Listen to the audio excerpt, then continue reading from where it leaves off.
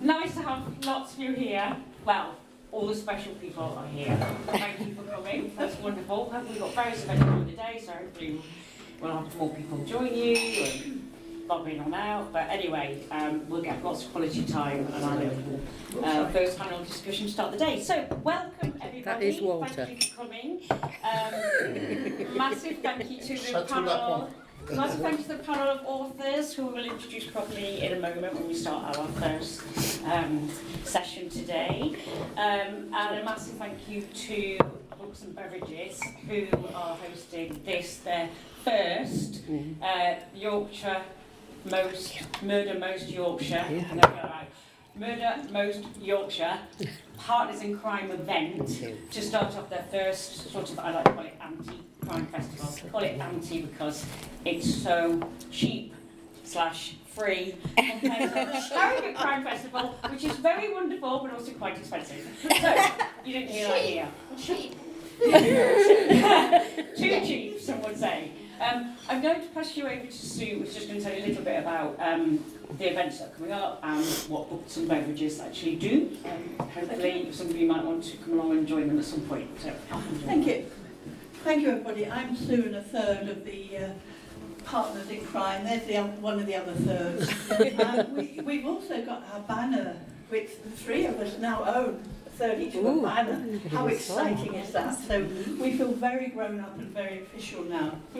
Books and Beverages actually started before COVID, where independent authors would come and chat about their books once a month. And of course COVID absolutely flattened, killed off everything. And Edwin wanted to restart Books and Beverages, so it's his fault, after the COVID, after lockdown. So he was publishing my book for me at the time. So he sort of, with a little gentle arm twisting, said, "Yeah, come and join me."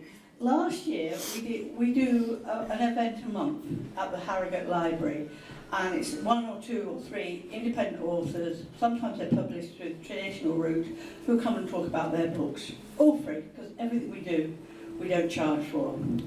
We had a crime one last year. Perhaps slightly to tie in with the other crime festival, who we do not mention, and they're very snippy about us, I have to say, because we're free, and we charge a lot of money. So we did that, and it was so successful. Edwin, also pointing fingers, had the great idea of having a whole festival, and amazingly, here we are today, after many months of work here with a whole festival. So that's who we are, and I'm going to pass you back to Jackie, and I hope you have a lovely time, and I certainly will over the next 3 days, and if I can see you at some of our events, that will be brilliant as well. Thank you.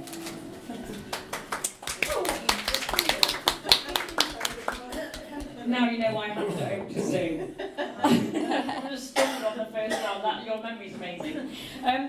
So back to me. Just have to start with a little housekeeping. There is definitely not a fire alarm rehearsal planned. If it goes off, that's our exit over there, the door you came in on.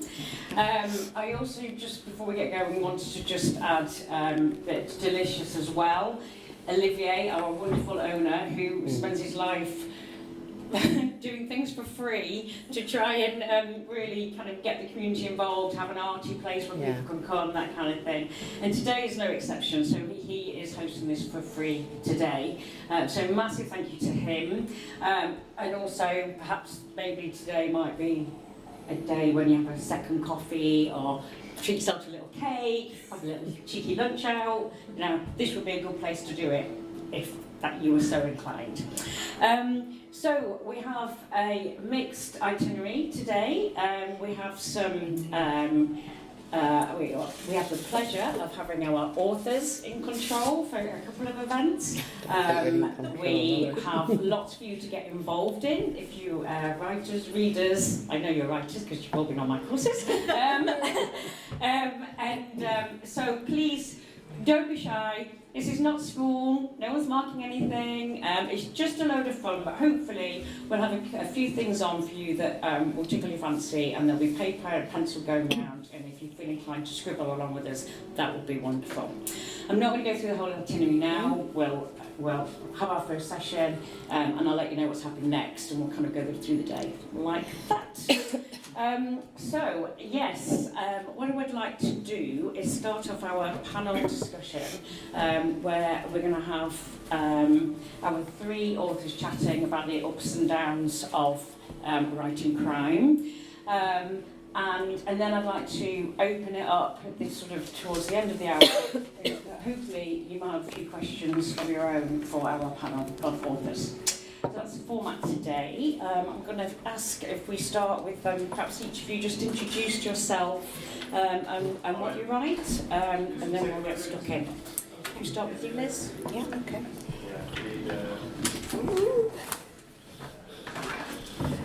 Hi, can you hear me? Yeah.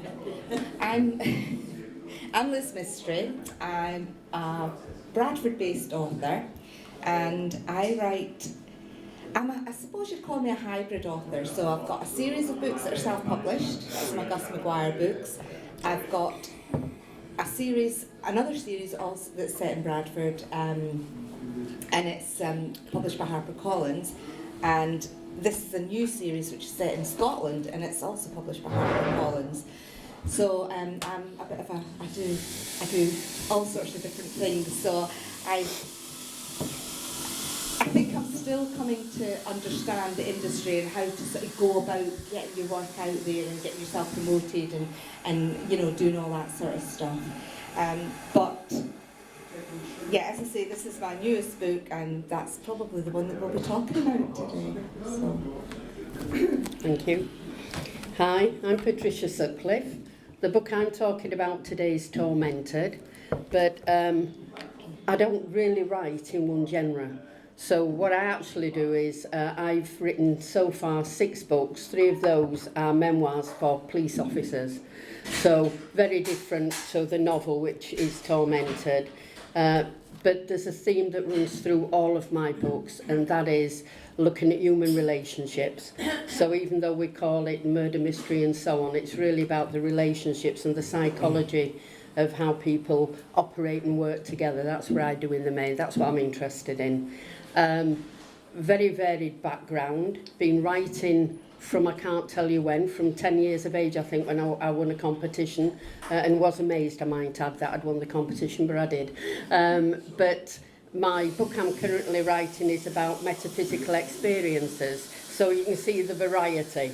But I love writing. Getting time to do it's a different thing, but I love writing, and I love when people turn around and say, I can't write. Well, you've been doing it from 5 years of age, of course you can write.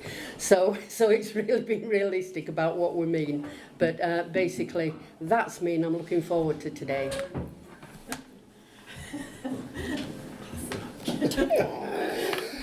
Hi everyone, I'm Tom Sibson. I was actually born in Harrogate, and then spent the next few years of my life growing up in the Harrogate and Knaresborough area. One of my minor claims to fame is that for a short while I was the lead guitarist of Harrogate's worst punk rock band. And look back through the old Harrogate Herald, you might find a few references to the antagonists. That was me back in 1982. Anyway, moving on. I then left to go and study, actually not literature, but maths and physics. Then left and sort of spent the next 2 or 3 decades travelling the world doing actually science and engineering related stuff.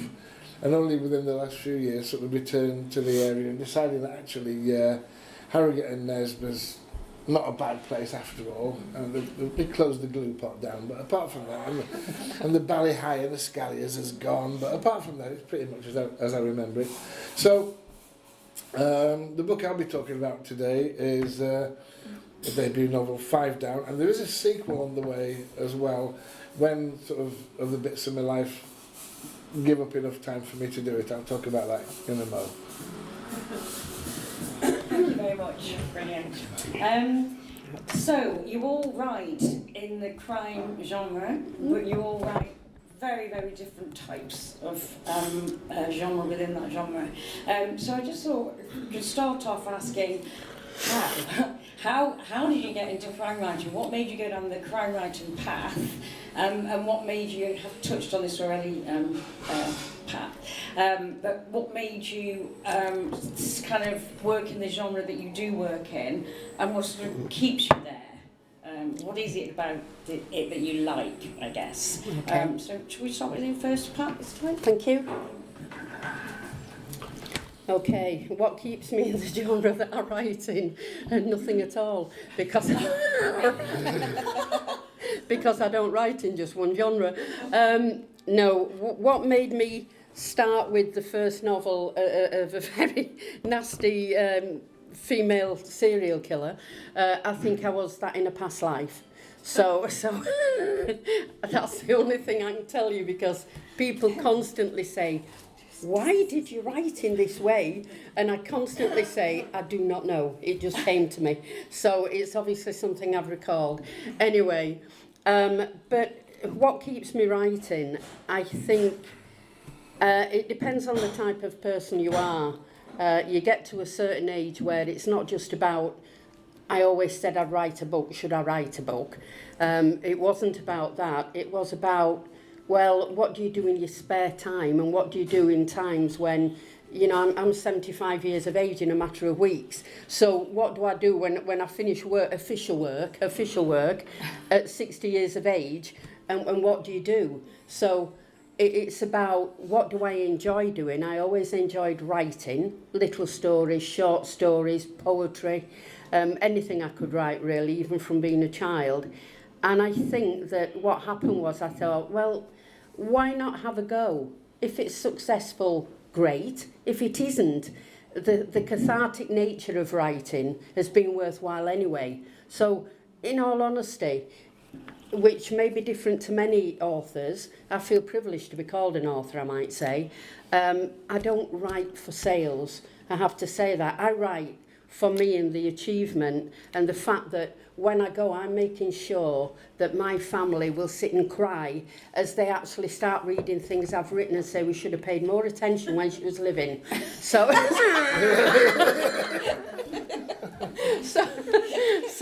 so that's part of it, but there are many reasons. But the one sound reason is it's a very cathartic thing to do, and to sit and just get immersed and get lost within a storyline or whatever it is that you are doing is so important, because most of us don't live in the here and now. We're all over the place, and that for me is very meditational. So I enjoy doing that. So basically, if that answers your question, that's why I continue to write. Thank you. I love that answer. I love the passion. I get it. Liz, can I ask you the same question? Yeah. So I was one of these kids at school that, I think at primary school, that my teacher used to hate, because when it came to story writing, I would scrawl pages and pages and pages and pages of stories, all based on the Famous Five or the Secret Seven or something. So right from the very, as soon as I could write or as soon as I could read, I suppose, I was devising my own stories. And it's always been crime, because I remember I grew up in Scotland in West Lothian, and we had a lot of free time where we just wandered around, these little groups of kids wandered around and would frighten each other with urban myths about bogeymen and all sorts of things like that. And then I heard sort of whispered conversations amongst the adults about this character called Bible John. And I thought, that sounds a bit creepy. And he's a Scottish serial killer who's never been found. He killed 3 women. He's never been discovered. I had no idea who he was or what he was, but it frightened me. I could hear the whisper and I could see the fear in the adults around me's faces. So that sort of pulled me in a bit. And, of course, when you're kids, you imagine things to be, ghosts and bogeymen and God knows what around every single corner. So I think that fed the genre that I was going to write in. I couldn't write in any other genre, I don't think. It had to be crime, because exploring that sort of darkness, I think, is something that appeals to me. My books are very character driven, so, and it's, oh, sorry, my earring's caught. I'll just take it out. Yeah, my books are very character driven, and that's because I like to explore the darkness within people. I like to explore sort of human nature and what drives people to behave in certain ways, and what drives my detectives to want to be saviours, if you like.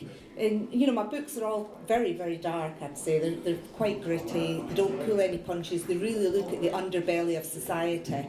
And to counterbalance that, I have to have some light in it, and so the sort of human relationships and the goodness prevailing is the thing that sort of, I think, if you like, lifts it from the darkness and gives resolution at the end.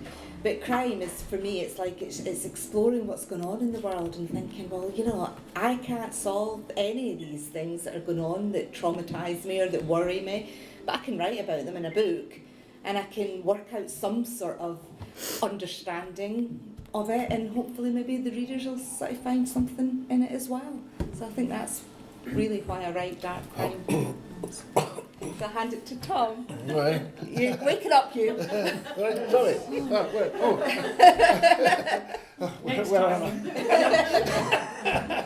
We'll get a mic without a clue next time. Okay, you're doing very well. It's really interesting, Liz, that you say that you couldn't write anything else, and it comes through in the way that you speak. And I hear people kind of, when I'm teaching and in various forms, and they're kind of saying, oh, I'm going to write this because this sells, or, you know, this is where it's at the moment. And I don't want to knock that, but I'm like, that's okay, as long as you love it and it's your passion. Yeah, absolutely. It's that passion. Yeah, about because it. otherwise it will come out in your writing, Yeah. and also you won't finish, will you? Because No. it's a long job, and who manages to finish a long job? So it's great to hear your passion, and yeah.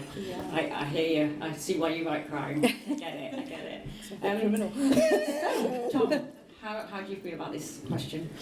Well, funny, I'd like to say that I was into sort of like writing and reading from an early age. Actually, I wasn't really.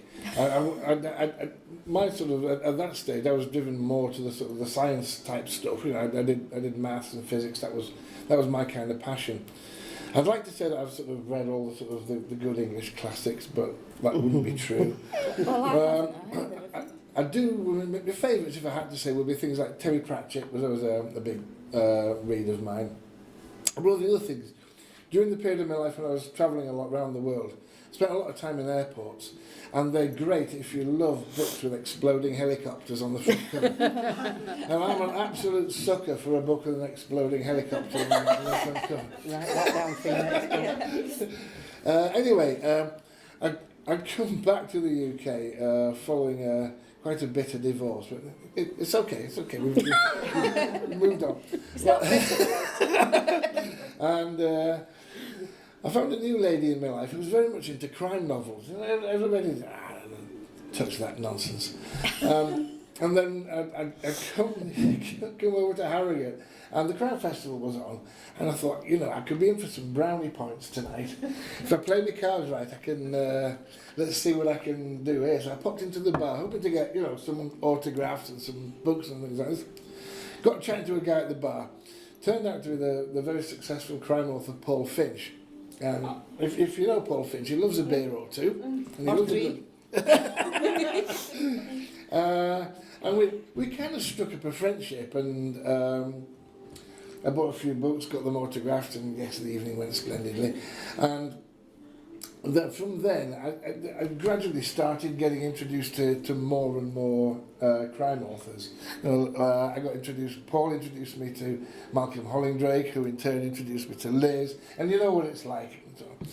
And then I had this idea for a book, and I went to see Malcolm Hollingdrake, and picked, hey Malcolm, I've had this brilliant idea for a book, you'll love this. And I described the idea. I was a little bit inspired by the Zodiac killer who sent clues into the police. And the idea of clues and riddle solving appealed to me because, if you've got a maths and science background, you're forever solving little puzzles and stuff like that. And I don't know if you ever watched Only Connect on TV and stuff like that. I love nerdy stuff like that. And Malcolm says, well, that's a great idea for a book. He said, but it's not my thing, it's not my style. He says, I'll tell you what though, I bet you could write it. And I'm like, no, clear off, I'm not a crime author. He said, well, not yet, but get your nozzle down. I've got faith in you.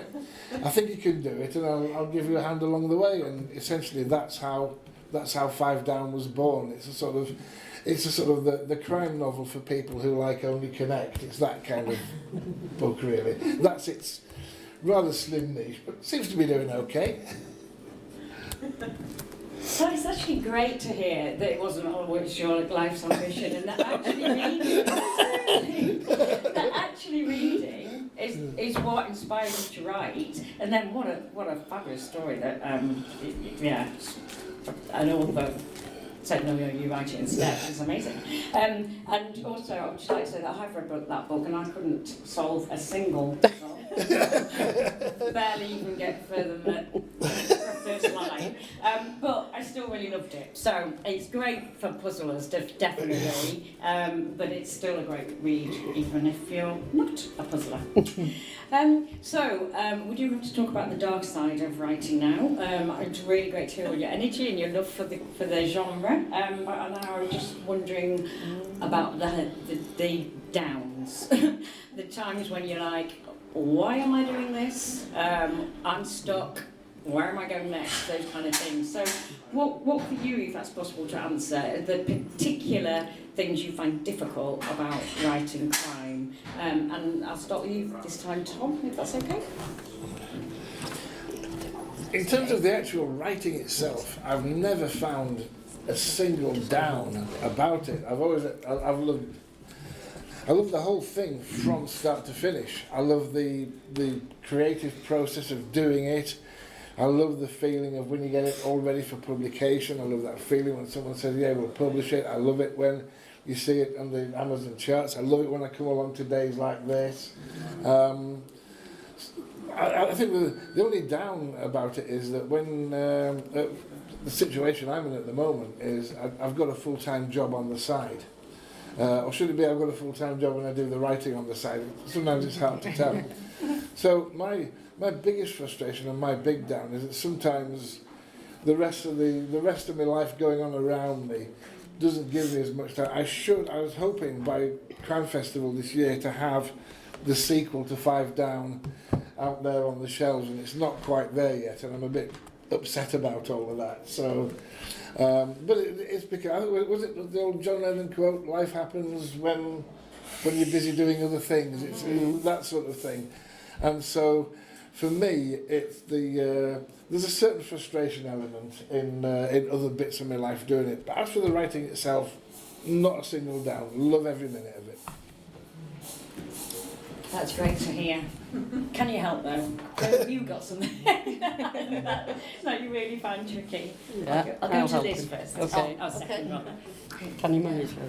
I mean, the writing is fantastic. I love it. It helps my mental health. It's I find if I don't write for any length of time at all, that my mental health, I have anxiety and depression. It's quite something I struggle with a lot. But if I don't write for any length of time, I find that my mood dips. So it's a saving grace for me being able to write, and I love it. What I find difficult is the whole social media stuff, the self-promotion, the stuff that you have, particularly for my self-published books. Getting yourself out there is really, really hard, and this sort of thing's brilliant, but just when you're sort of in a vacuum, like trying to think, well, shall I post about this on social media or shall I not, or am I posting too much about my books, or just even finding the time to do it, it's soul destroying sometimes. Sorry, that sounds so negative, but sometimes it really is.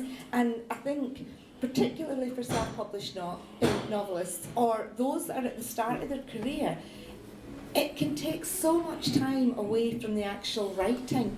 And I mean, if you're like me, because I think you're all writers, aren't you? It's the writing that you want to be doing, and the other stuff is just a sort of necessary evil. So I think finding that balance, I personally find it quite difficult. I find that I really need to be careful that I don't obsess over it too much, and that I make sure that I eke out the time for the writing, because that's the important thing. Because at the end of the day, you know, you're not going to sell a book if you've not written it. So,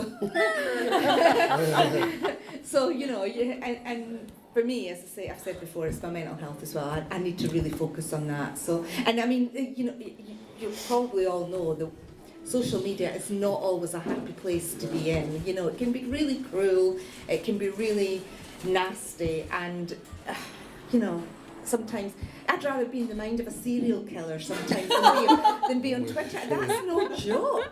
You know, half these people on Twitter are serial killers, I think. Shh, you can edit that out. Look, pass up. I gather it's me. Yeah. I just thought it was easier. Can I just point out, please, first, this is not wine. Yeah. What are you trying to This say? bottle, when we're all giggling and laughing at the back, it is water. Not yet. Not yet. Right, the downside. I think the main downside for me is I've just got... Don't forget mine. The main side for me is I have so many other things that I do. I'm not one of those people that can do one thing and that's it. So I teach chess, I teach English, I go to the gym 3 times a week. I am a, funnily enough to say, I am a guided meditation teacher, so I have clients that come for therapy and guided meditation. So, and I also go to a chess club. So if you put all of that together, and then abounding all of that, I've got a husband. And that's my biggest downfall in writing. And and the reason being, I'll go into my study and I'll begin to write, as we all do. And 30 minutes in, the door will open and a cup of coffee will arrive.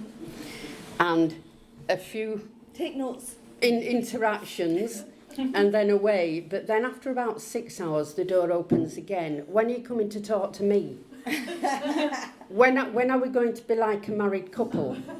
Well, just let me finish this chapter and then I'll think about it. And it goes on because my husband does not understand why I don't want to sit with slippers and watch television or listen to radio. It's as simple as that. So quite serious, that is a downfall.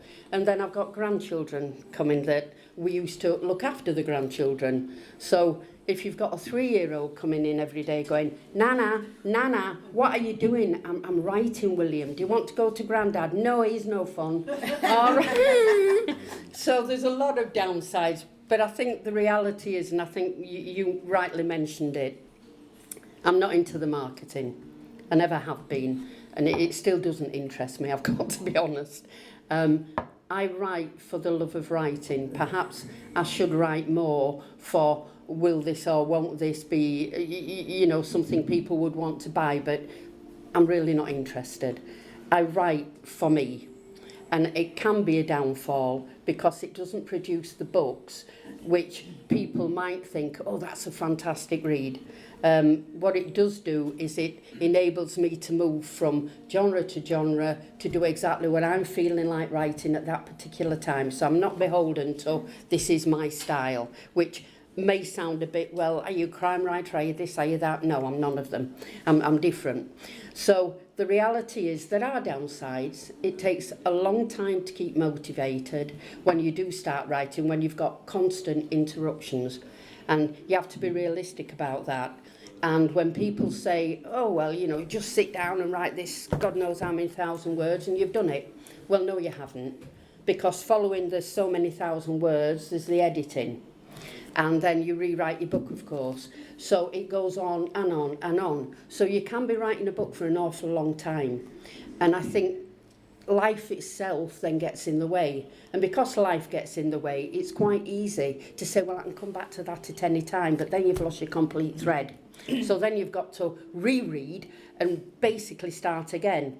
And of course, if you're like me, when you're rereading, you don't like what you're reading, so you're rewriting at the same time. So there are a lot of downsides, but exactly as you've said, when I am writing and I'm left alone to do it, I love writing. It's as simple as that. Thanks, everyone. It's interesting, it's very different answers, but they're all on the same subject of time. And I think I hope as well, my husband's a bit like, can we do yoga now? Can we do this? Come on, Exactly. with me. He was an absolute obstacle in my life. COVID, when he suddenly started working from home. Oh. He has a lot more coffees than I ever had, having worked from home for a very, very long time. But yeah, so it's very nice to be loved and people want your company. But the thing is, I think we end up doing the writing in the gap sometimes, don't we? Absolutely. And then other things seem to fill those gaps as well. But anyway, what does come through is that we all love writing, and it has great mental and physical benefits for us doing the writing, and it's a good addiction to have, I think, positive addiction. So I'd just like to, just before we kind of pass the mic for some more questions, I just want to ask you about the process, which kind of links into the time thing as well. Like, do you have a set way that you set about writing a book from the first idea right through the final edits? Does it change every time? Kind of how does it work for you? Should we start with Liz again?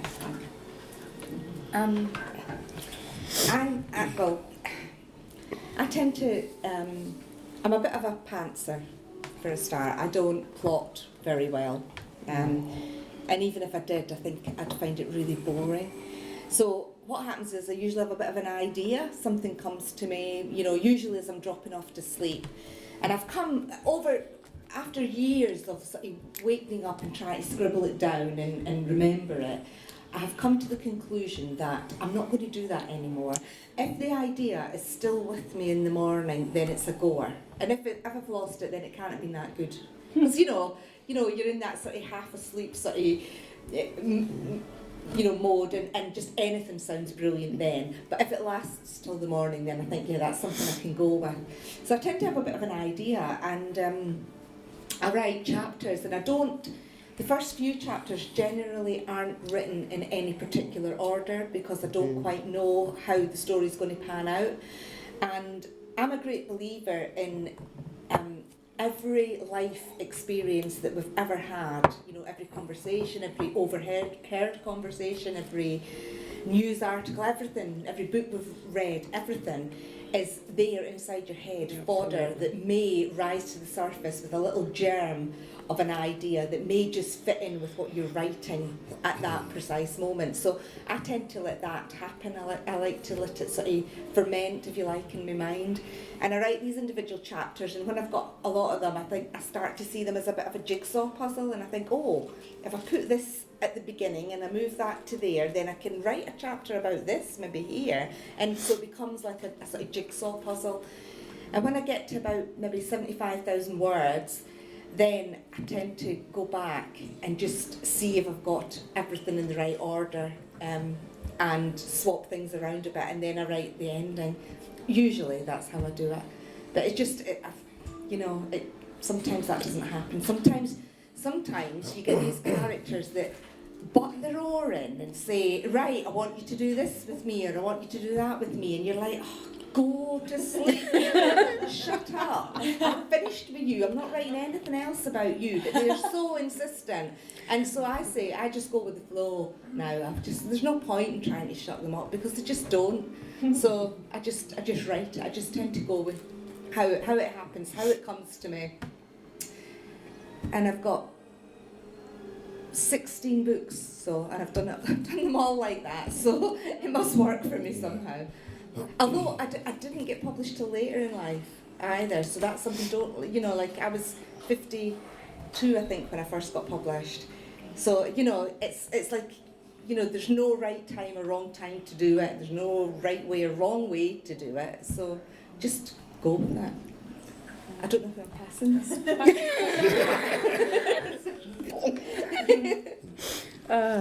The subconscious is a wonderful thing if we can control it.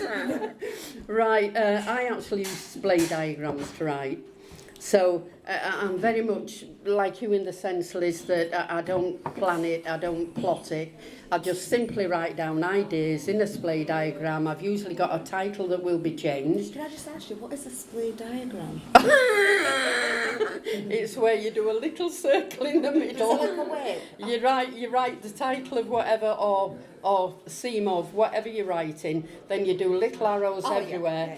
You got it. Yeah, I didn't know that's what it's called. I've got a mind No, map. it might not be. Right, you know, it might not be. No, it's fine. I'm not educated. It's I probably. just wanted to be clear what we were talking about. No, that's not true. Actually, I am educated. Anyway, so I do it that way. So I basically put ideas that come to my mind. I don't plan anything. I've no idea what the ending is going to be. Usually, I don't know what the beginning is going to be either. But I just then number them. And that's my order I'm doing it in. Sometimes I'll change that, sometimes I won't. But I tend to do that just to give me a visual to look at. And then I start with chapter 1 and my characters unfold as I do it. So I don't set off going, there's this killer doing this and there's this doing this. I'm more interested in the psychological theme that's going through it. And that I do know, I do have in my head who's doing what and why we do it and human behaviour patterns. So those things are what go through my head rather than this character. They just unfold. And I amaze myself. I get to the end and I think, where did you come from? It's absolute truth. And I still to this day don't know where many of them came from, but they were just there. So that was it. Okay. I know I'm passing now to Tom.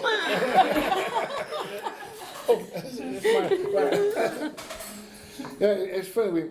We talk about the writing process as if it's sat there with Microsoft Word or Scriven or whatever, typing away, but there's actually far more to it than that.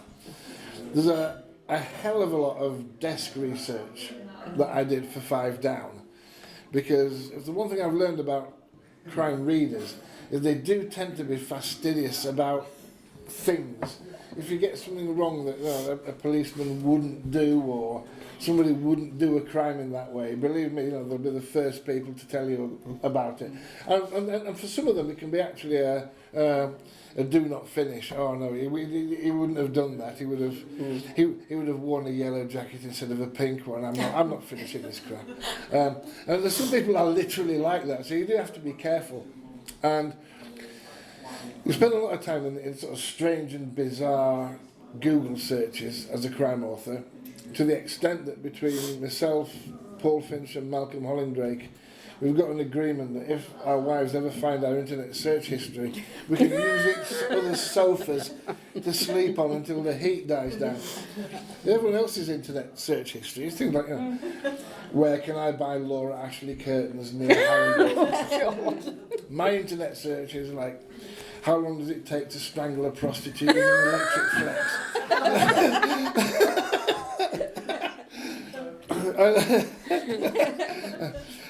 I'm hoping that the other crime. I'll not even mention the thing you were talking about in Bradford. If you leave the money in a brown envelope in the usual place, I'll not bring it up for the rest of the day. Oh dear. And the other thing that you do a lot of, that I certainly do a lot of, is field visits.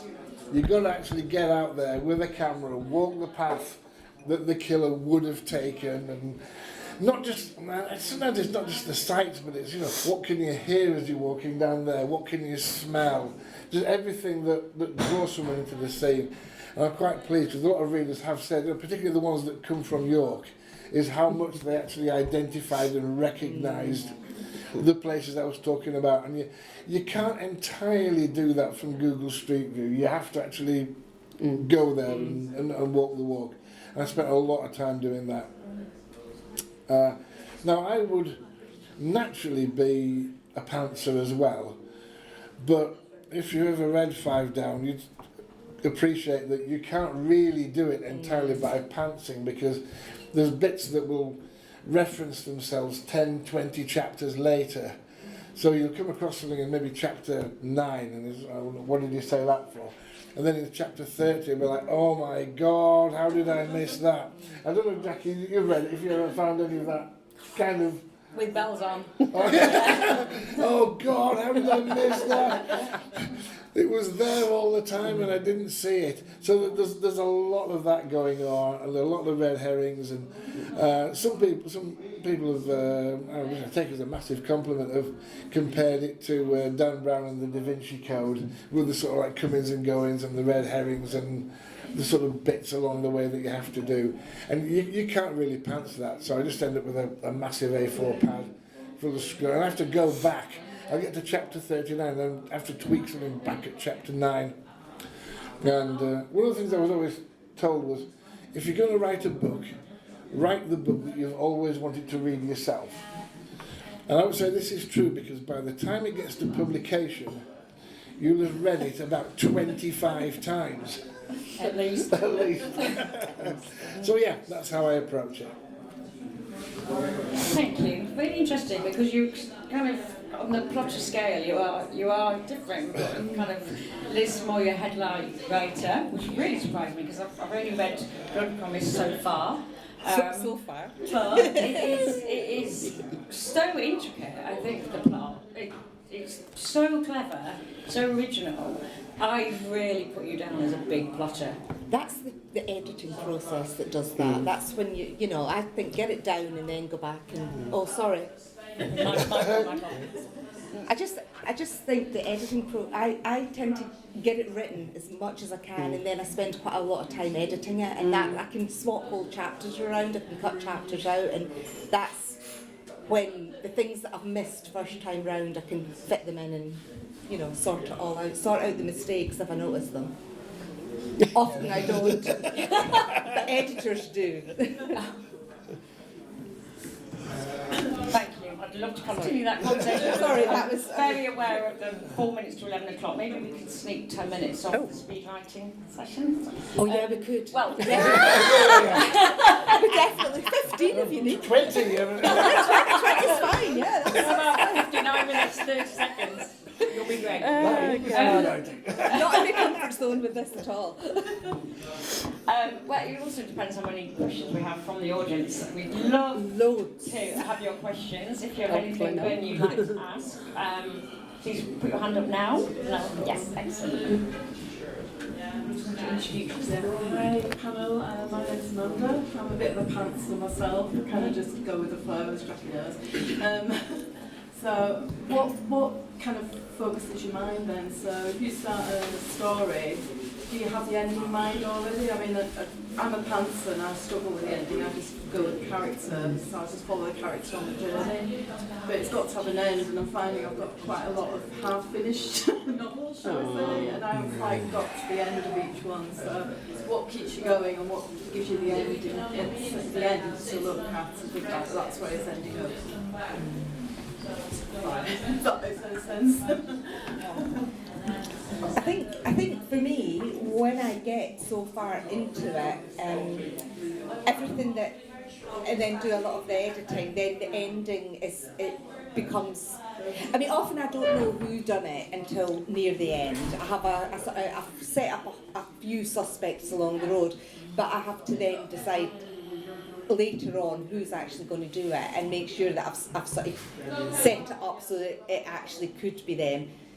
Once I actually killed the person I was going to have doing it off earlier on and forgot about that. So then, you know, I sort out that sort of little minor mistakes along the way. But I think you just get to a point where you have your ending in mind, and I like to end with a sort of explosive scene, or not right at the very end, but near the end. And so often that occurs to me halfway through it. It just depends. Every book's a little bit different, but I just do it. I don't know. Sorry, Sorry. Yeah, very quickly. No, what I tend to do is I'm very good at visualising. So when I'm writing something, I can actually see it. So as I'm writing, I don't need to sort of say to myself, how will this end? Because I know that I'll visualise it all the way through. So the reality is, when it gets to the end, it's there. So I can actually see it. So if I'm writing in another character, it's not about what would he look like, what would this, I can actually see that character. So I just write straight from that, and I actually find that quite easily because I can see it. So I'm not having to worry, does he have brown shoes, does he have blue shoes? He has what I see him as. So that's how I get my endings, and that's how I continue my writing. Yep. Yeah, this is, for me, this will be why I can't entirely pants something, because I'd end up doing that. Just sort of getting to the middle and then kind of, exactly, where's it going from here? And I worry about that. What I don't do too much, I don't overplot in detail. And one of the advantages of that is sometimes, like when I was putting together 5 Down, for example, certain little coincidences and red herrings just serendipitously fall into your lap as you're going along. And afterwards at the end, I said, oh my God, there's so many interconnections and red herrings. How the hell could he have plotted all that? Actually, half of them they weren't. They fell into my lap, and I was like, oh God, brilliant, I can use this now. What I tend to do, so that I don't get lost in the middle and fall into the doldrums, the way I do it is I kind of construct a wire framework, like the structure of a building. So I kind of know, who's involved, what the overall thing's going to be, who the suspects are going to be, and as a general rule, I do have the ending in mind as to how that's. So unlike Liz, I do know who it's going to be, and the advantage of knowing who it's going to be means I can set up a load of people who it isn't, but you might think that it was. I don't know, Jackie. Did you work out who the killer was at any stage? Did you have any ideas, or did? Not the actual person. No. Oh. But I liked who it was. The person who's male or female. Okay, cool. Well, that's just ended splendidly then. Anybody else? Any other questions? Oh, Edwin.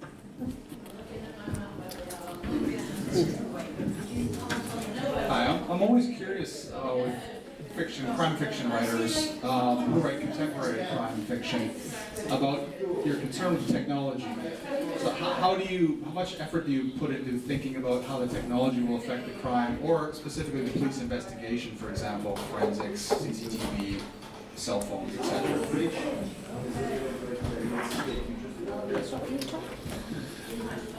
It's usually not the technology side that tends to get me wrapped up with stuff like that, because IT and mobile phones and apps and AI is happening, and forensic techniques are developing, but in practice they've actually proved to be of little distraction for me. The things that I find difficult is that if it's set in contemporary times, sometimes things change in the middle of it. So, for example, one of my characters is a big passionate fan of York City, and York City moved its football ground, so great, that you have to rethink it. Then I was writing about a particular statue that's going into York Minster, and then it was cancelled, and then it was resurrected, and then it was cancelled again. And then finally they got round to fitting. I was like, oh, for God's sake, I've read this bloody chapter 12 times. Is this statue happening or isn't it? And of course, the other strange things is that there's a lot of contemporary things that, for example, the COVID lockdowns. Part of my writing was done. Is that something you mention? Or do you just kind of sweep that under the carpet? There's big major events happening, like presidential elections and wars in Ukraine and the Middle East. Do you mention it? Or do you just kind of have a kind of little slightly isolated microcosm in which world events like COVID lockdowns and things aren't affecting that. And I can kind of get around that a bit, but not statues. Oh. Yeah. I tend to try. I mean, I spent ages for the book I'm working on at the minute. I spent ages working out how people could communicate without being without anybody being able to track it, and it was something to do with these, like, what do you call them? Like they give the kids, you know, when two kids have got. Very technical me, I've done a lot of research.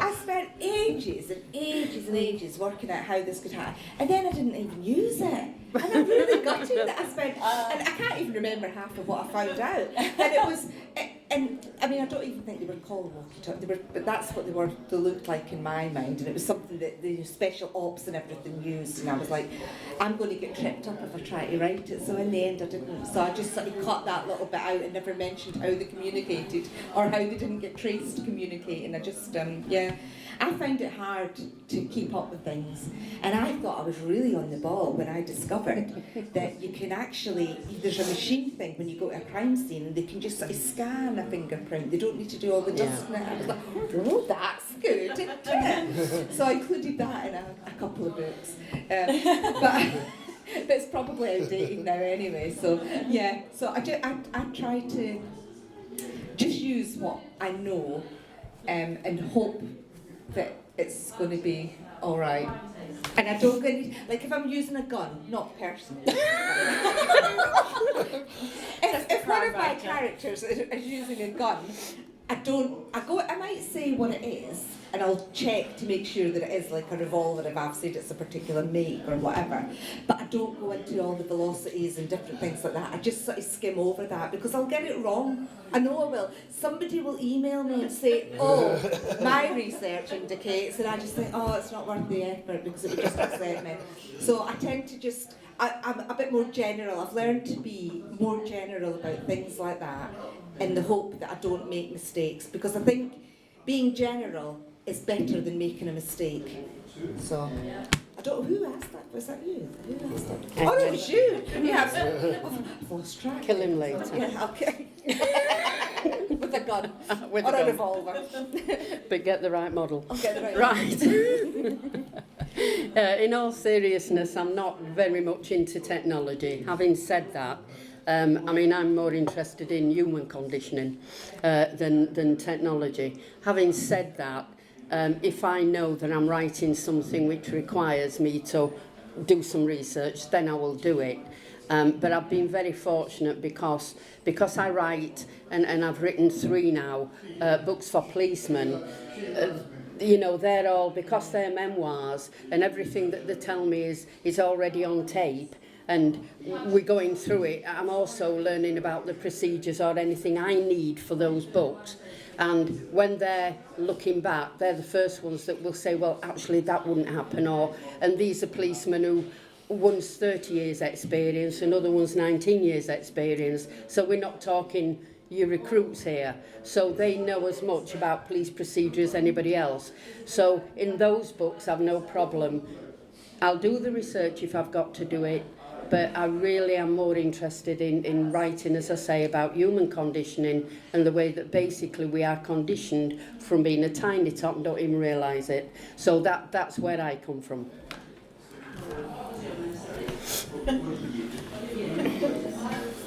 Would you like to answer the question? He did first. I thought I already had. It wasn't a good enough answer, so answer again. Bit of answer rage on my memory line. I'm sorry it was that blank. Jackie's really listening. Sorry, Tom. We started with you, didn't we? We did. Right, that seems a terrible note to end on, but I'd like to kind of move seamlessly into the next session. Thank you very, very much for your answers. Could have chatted all day, really illuminating, for your enthusiasm. Yeah, brilliant.